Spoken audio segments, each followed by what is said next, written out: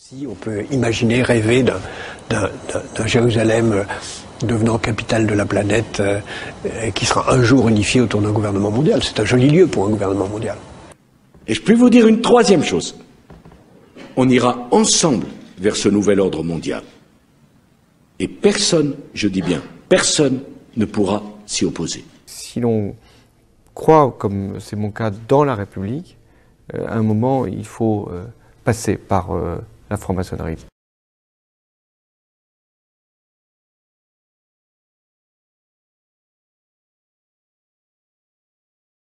Merci de votre confiance.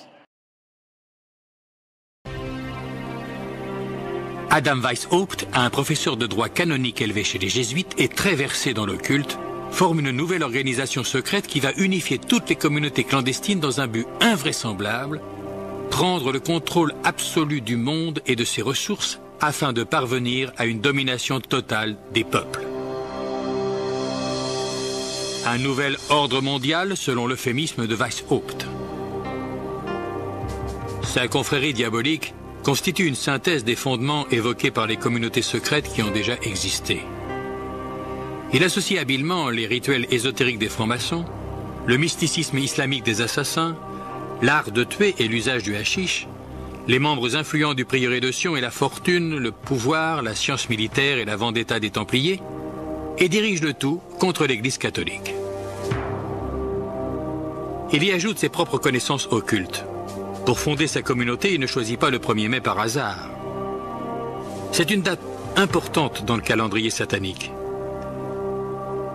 Le groupe est baptisé Illuminati, soit inspiration intellectuelle pour la version officielle. Mais en privé, Weishaupt déclare lui-même que le terme est dérivé de Lucifer et signifie porteur de la lumière.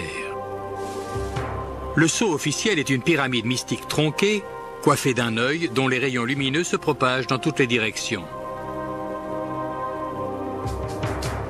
L'œil symbolise la connaissance de la confrérie d'illuminés qui règne au-dessus du monde. À l'attention de ses disciples, le fondateur énumère les 5 grands moyens secrets qui vont permettre d'accomplir son but obscur, la domination totale du monde. 1.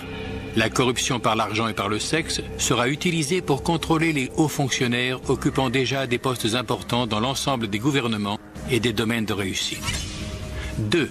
Les Illuminati qui sont dans le corps enseignant des collèges et des universités devront instruire les meilleurs élèves pour les besoins de la cause. 3. Les personnes influentes et les élèves spécialement entraînés sous le contrôle de la confrérie seront placés dans les coulisses des gouvernements, des institutions religieuses et financières et utilisés comme agents. 4. La communauté secrète exercera une suprématie absolue sur les médias afin que toute information puisse être orientée de manière à convaincre le grand public qu'un gouvernement mondial unique est la seule solution à nos nombreux problèmes. 5. La phase finale de l'opération utilisera toutes les forces en place afin de lancer des coups d'État militaires destinés à renverser tout gouvernement hostile et à mettre le monde sous le joug d'un gouvernement global contrôlé par les Illuminati.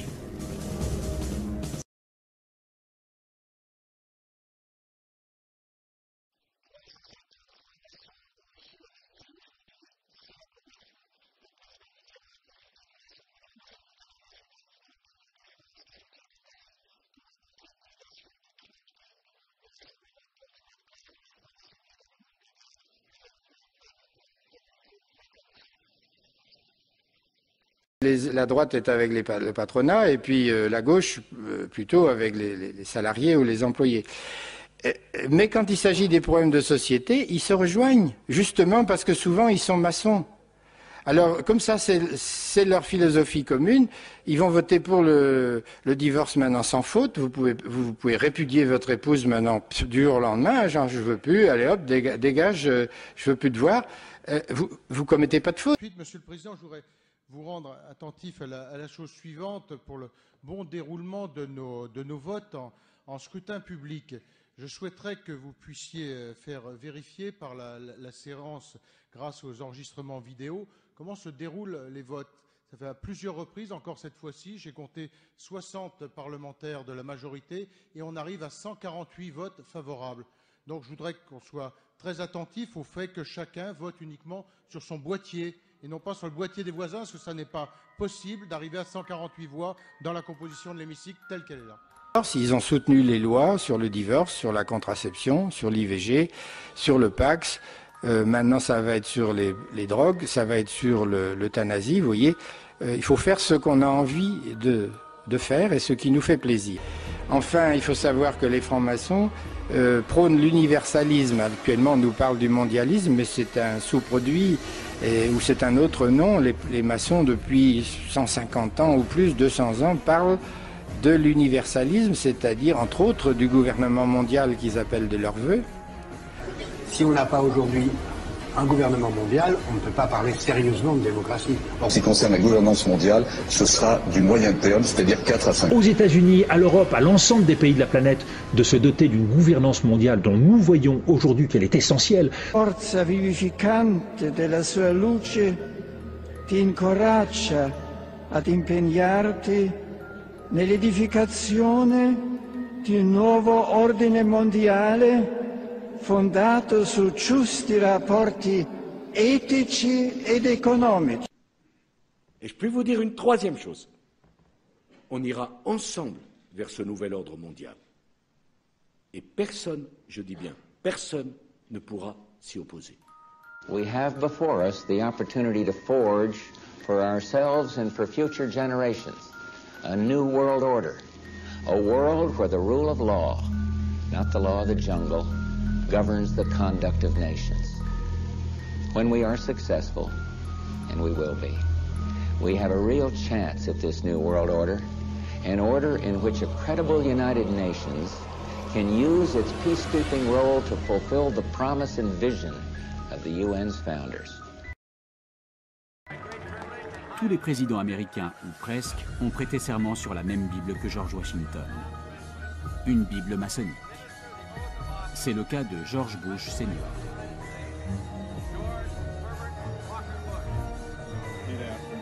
I, George Herbert Walker Bush. So help me God. Congratulations. Je suis rentré en franc-maçonnerie au milieu des années 90, ça devait être en 95 précisément. J'appartiens effectivement à la maçonnerie, mais je considère que c'est une affaire privée. La maçonnerie n'est pas un pouvoir dans l'État. Elle a quand même son mot à dire dans l'évolution de la société, et elle le dit. Les États-Unis comptent 3 millions de francs-maçons. Le plus grand temple de la capitale n'est qu'à quelques encablures de la Maison-Blanche.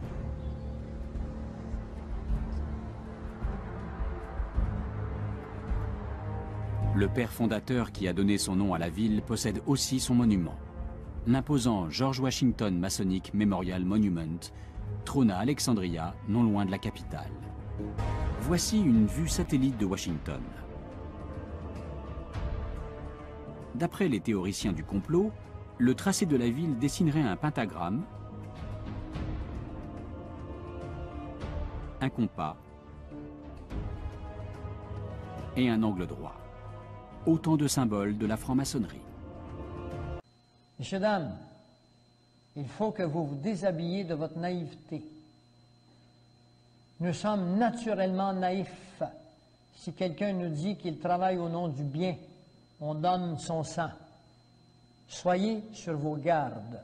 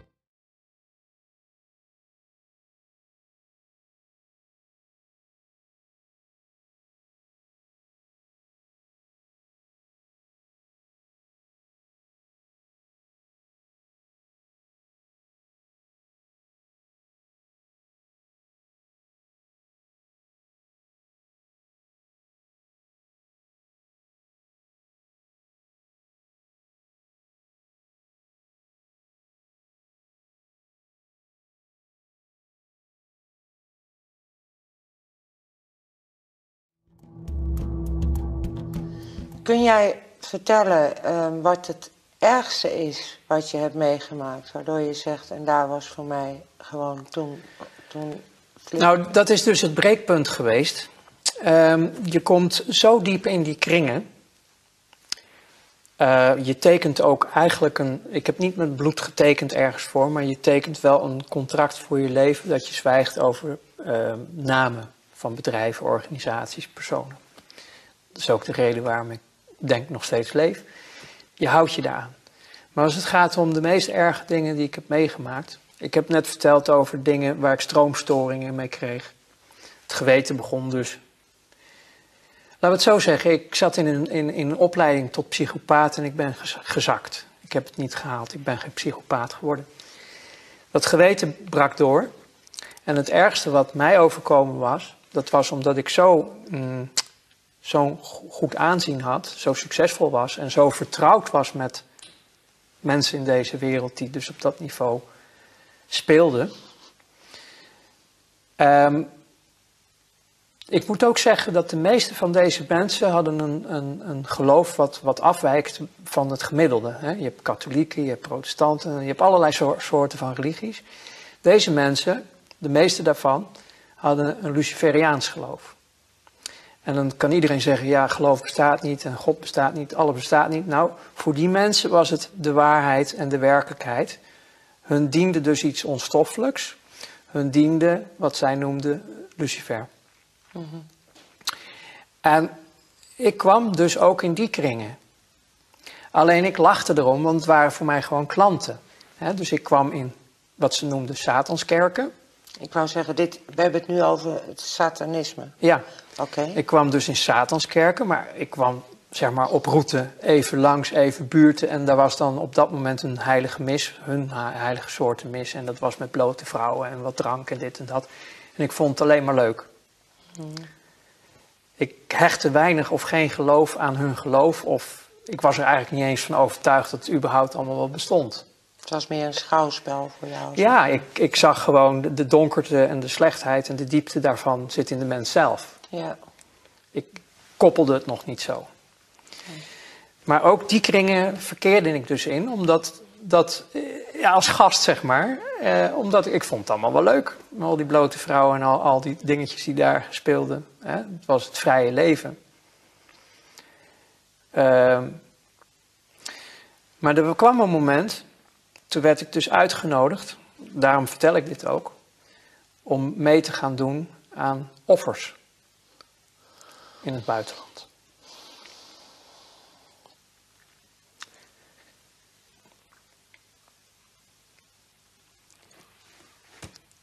Dat was het breekpunt. Kinderen. Oké. Dat werd je gevraagd? Ja, ik kon het niet.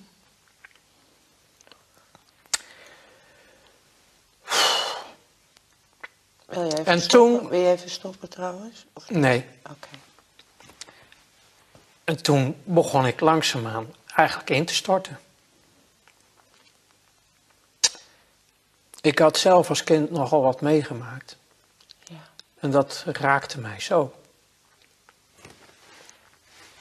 Alles ging om. Maar dat is de wereld waar ik uitkom. En toen begon ik dus dingen te weigeren binnen mijn werk. Ik kon het niet meer. En toen werd ik een gevaar. Voor hen, natuurlijk. Ik begon niet meer optimaal ik begon te rammelen en ik had dingen geweigerd. Ik had niet deelgenomen. Want het gaat erom, uiteindelijk in die wereld, dat ze iedereen ook in hun zak willen hebben. Ze moeten chantabel worden. En het chanteren voor mij was erg moeilijk, als ik het allemaal achteraf bekijk. Dat hadden ze willen doen via de kinderen. Ja. En daar brak ik.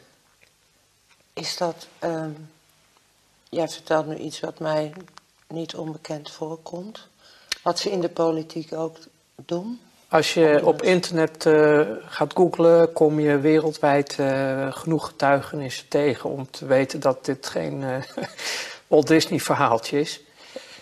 Het is helaas zo dat wereldwijd, en dit is niet alleen van deze tijd, dit is al van duizenden jaren. Ik heb ook ooit nog een stuk theologie gestudeerd. Zelfs in de Bijbel kom je het tegen bij de Israëlieten. Een van de redenen waarom de eerste 10 stammen toen uit hun land werden gezet en verbannen werden naar Babylonië, was juist vanwege de rituelen met kinderen. Inclusief het offeren van kinderen. Dus dit is een lijn. Vanuit al die shit ben ik ook gaan geloven. Omdat ik besefte dat er meer was dan alleen maar hemel en aarde. Er is werkelijk een onzichtbare wereld. Je praat werkelijk over een duistere macht. En je praat ook over een lichtmanifestatie. Dus ik ben maar theologie gaan studeren om te begrijpen waar dit allemaal over ging. En psychologie heb ik begrepen? Ja, alleen dat zat al in mijn eerste leven. Ja. Omdat via commerciële psychologie, massapsychologie, ik wist hoe je zaken naar de hand kon zetten. Dat is eng, want daar zit, als je verder gaat, het Tavistock Instituut natuurlijk, de Mind Control, MK Ultra, ja. Monarch, ja.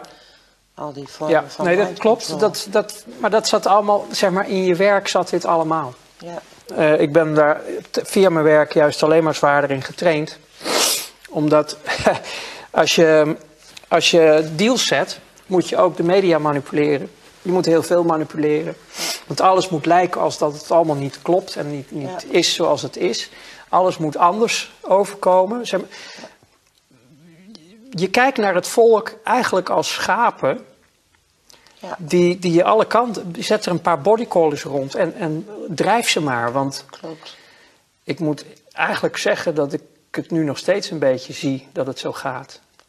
Dat mensen nog steeds, zeg maar, via de systemen en methodieken die we zelf vroeger deden, nog steeds bejegend worden en dat het nog steeds ook zo gaat.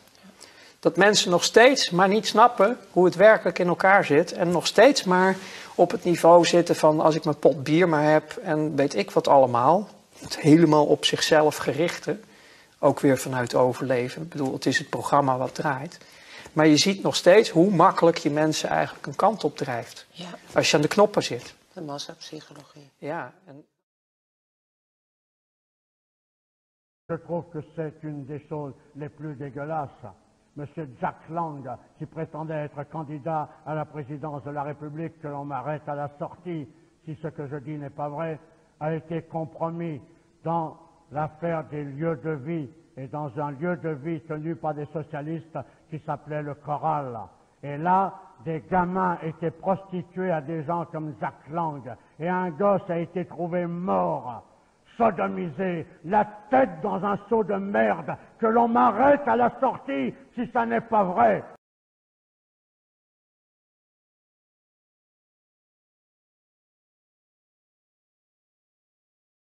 Je trouve ignoble, moi, d'avoir poussé et justifié des actes à l'égard des enfants que je ne peux pas accepter. C'est sûr que tu viens là-dessus. Vous accusez de pédophilie, vous n'avez pas gagné vos procès. Personne, on ne voit pas parce que personne m'a fait un procès, je ne vois pas pourquoi, mais si ça c'est vous vous qui auriez dû en faire pour diffamation. Ah, mais moi, ça n'était pas une diffamation, c'était la vérité, monsieur Madame, voilà. Vous savez tout. Alors là, Jean-Marie Le Pen, lui, ne se fait pas tripoter la braguette par des gamins. Pour ce Parlement d'avoir dit ces paroles. J'ai porté un jugement politique sur la politique norvégienne. J'ai été mis en cause par le pédophile Cohn-Bendit. Et j'ai le droit de répondre. J'ai le droit de rappeler qu'il a été mis en cause ici pour avoir hébergé un terroriste de l'opération Armée Rouge. J'ai le droit de défendre mon honneur ici, monsieur. Vous ne me laissez pas la parole, quoi. On se croirait chez les bolcheviks ici.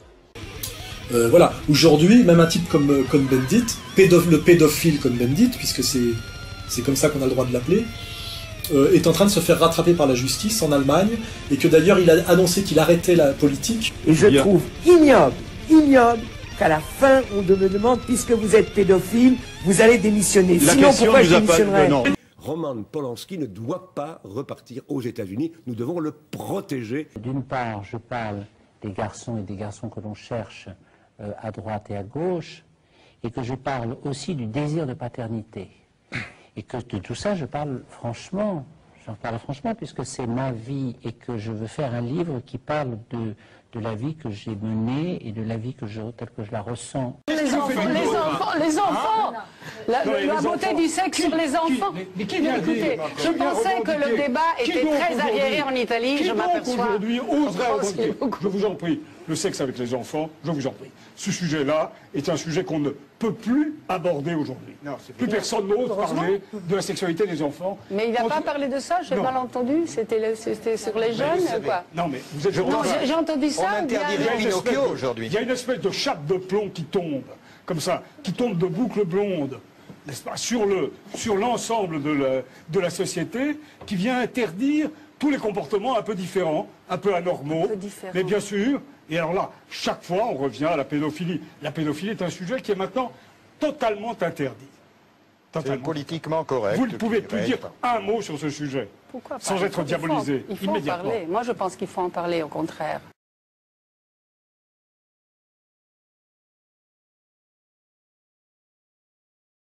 Je pense qu'il faut viser le gouvernement mondial comme une stratégie. Et d'ailleurs, quand les gouvernements parlent du G20, c'est une illusion, une sorte de retard avant le gouvernement mondial. On va vers ça. Est-ce qu'on ira à la place de la guerre ou après la guerre? Je ne sais pas. Mais c'est ça qu'il faut viser. Et l'Ukraine, on est au bord d'une... On est absolument au bord de la guerre mondiale. De la guerre mondiale? Oui, parce que pour moi, enfin, je parle sous le contrôle des spécialistes, mais nous sommes dans une guerre civile, dont, à mon avis, on n'aurait pas dû se mêler. Une guerre civile entre les Russes pro-russes et les Russes différents qui sont en Ukraine, une partie des Ukrainiens. Et cette guerre civile peut, si on s'y laisse entraîner, conduire à une guerre mondiale. Cette crise marquera sans doute pour l'histoire le commencement véritable du XXIe siècle. Le moment où tout le monde aura compris qu'il était temps de changer, temps de donner un nouveau visage à la mondialisation, temps de construire un nouvel ordre mondial. Alors jamais la nécessité d'un nouvel ordre international n'a paru aussi nécessaire. Des sourires et des poignées de main qui en disent long. Hier soir à Londres, les dirigeants du G20 estiment avoir trouvé un accord historique. Un nouvel ordre mondial émerge et avec lui, nous entrons dans une nouvelle ère de coopération internationale. Mais en même temps, ne n'oublions pas que nous avons besoin d'une gouvernance mondiale. Si on n'a pas aujourd'hui un gouvernement mondial, on ne peut pas parler sérieusement de démocratie. Or, nous n'avons pas... Donc elle a trouvé ses limites, la démocratie. Donc elle ne trouvera son accomplissement que lorsqu'elle sera une structure avec un gouvernement mondial, des gouvernements régionaux et des gouvernements locaux. Dans très très longtemps, on ne le verra pas. Je n'en sais rien, mais le gouvernement mondial, il est là. Simplement, pour ce qui concerne la gouvernance mondiale, ce sera du moyen terme, c'est-à-dire 4 à 5 ans. S'il y avait une chose que je voudrais voir apparaître en 2025, c'est la chose politiquement la plus incorrecte à dire, c'est un gouvernement mondial. Aux États-Unis, à l'Europe, à l'ensemble des pays de la planète, de se doter d'une gouvernance mondiale dont nous voyons aujourd'hui qu'elle est essentielle pour résoudre les grands problèmes d'environnement, et Barack Obama est engagé sur ces questions d'environnement, il veut signer le protocole de Kyoto, eh bien nous avons besoin de cette gouvernance mondiale. European tour. The Democratic presidential hopeful laid out his vision for America's place in a new world order.